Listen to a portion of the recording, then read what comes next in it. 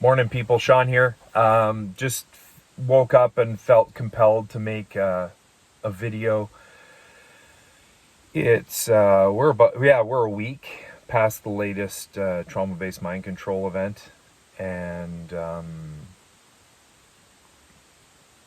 and explain. My daughter's up for a visit, and in explaining this stuff to her, and kind of giving her a backdrop to some of the stuff that's been going on. It My perceptions changed over the last couple days, and I just kind of wanted to share my insights with you. It reminds me of the wheat and the tares.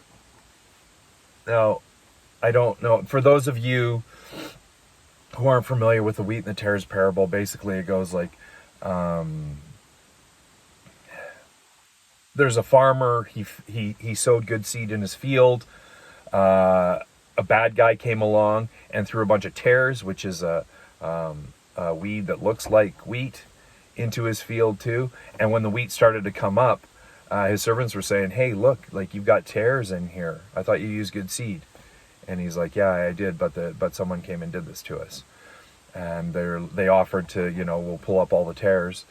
And guy was like, "No, chill. Just we'll wait, because if you pull it up now, we're gonna kill a bunch of wheat too. So we'll wait till the harvest, when it's really easy to tell the difference between the two, and then we'll gather up all the tares and burn them, and we'll bring the wheat into my barn." Right? And I woke up thinking about that this morning, because the tares are showing themselves, and this latest event has been really telling. Some of the things that, I'll kind of explain what it is that I'm seeing, and by no way do I diminish, the trauma that's been suffered by both the Israelis and the Palestinians. This isn't, this is done to them, not by them. And you look at what's going on in our media and in our so-called alternative media, and this has been revealing. Why would something like this happen? Right? Why would they play this card? Well, first off, you got to realize that this wasn't a surprise attack. Okay? Whether the Mossad organized it or funded it, it's now looking like it might have been funded by the American taxpayers. But this wasn't a surprise attack. And why would the powers that be do this? Because even Israel is waking up. The most traumatized, psyoped population on the planet, right? Even they're waking up. And you look at Netanyahu's numbers back at home, and they're not good. The Knesset's in turmoil. There's open, protests in the streets everywhere. The IDF doesn't want to participate in these crimes against humanity anymore. And in order to bring everyone together, and we've seen several episodes like this throughout the past. Pearl Harbor, to bring the Americans into World War One. The Lusitania to bring the Americans into World War One. Pearl Harbor to bring the Americans into World War Two. Right? The Gulf of Tonkin incident, 9/11. Like over and over and over again, they use these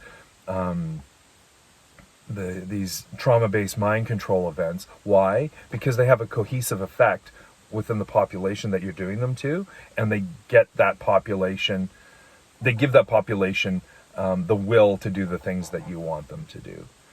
And over the last week, you see what's been done to Palestine, or you don't see. Like, I'm in Canada, and it's hard to get videos.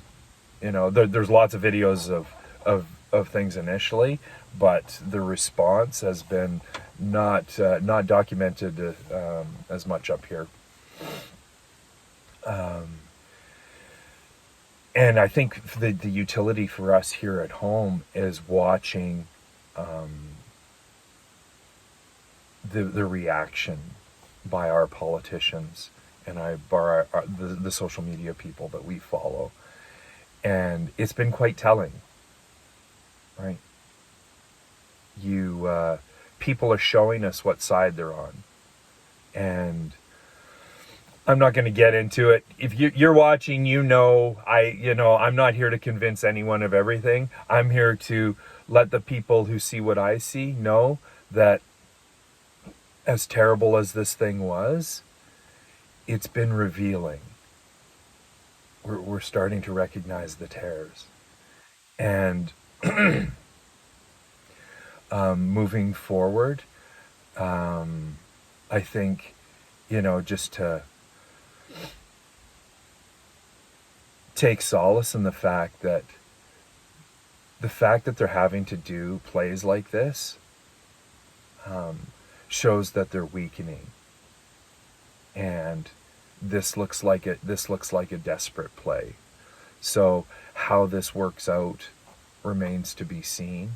But for those of us who see what's going on, I think this has given us extra evidence of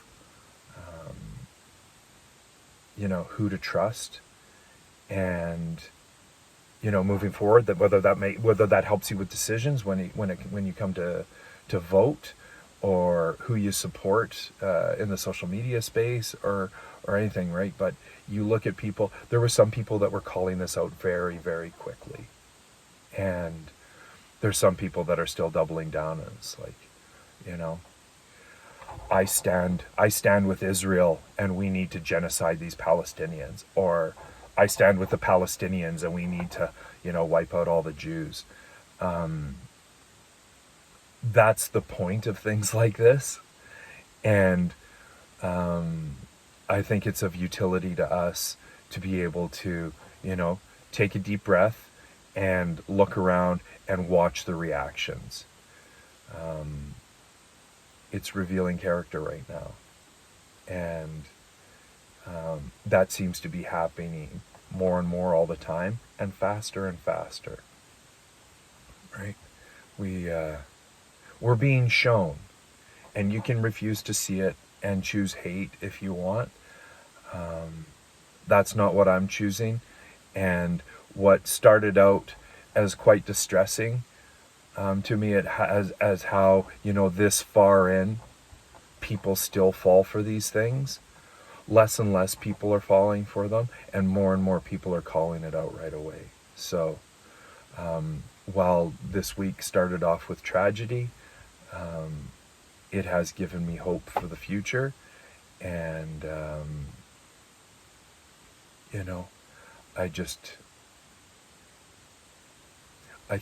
I hope things go as well as they can over into that pocket of the world, and I hope things remain peaceful over here.